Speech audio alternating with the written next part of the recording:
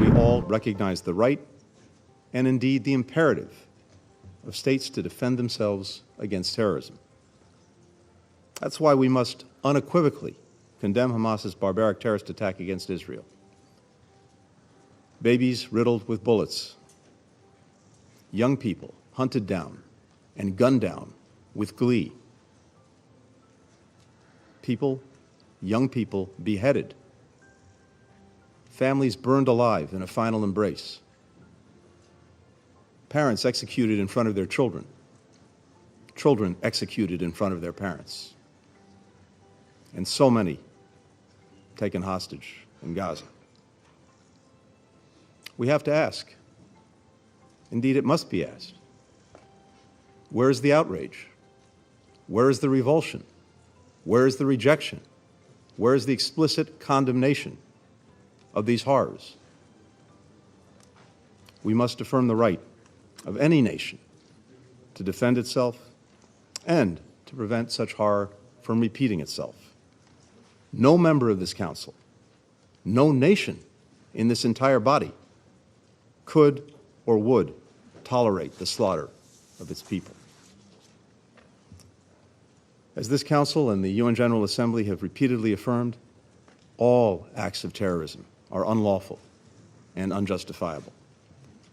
They're unlawful and unjustifiable whether they target people in Nairobi or Bali, in Luxor, Istanbul or Mumbai, in New York or Kibbutz Be'eri. They're unlawful and unjustifiable whether they're carried out by ISIS, by Boko Haram, by Al-Shabaab, by Lashkar E Taiba, or by Hamas.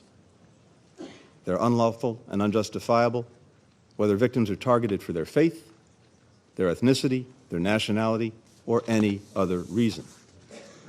And this Council has a responsibility to denounce member states that arm, that fund, and train Hamas, or any other terrorist group that carries out such horrific acts.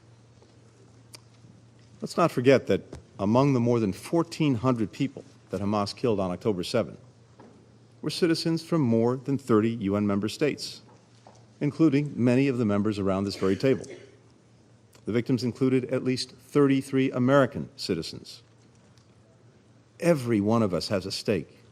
Every one of us has a responsibility in defeating terrorism.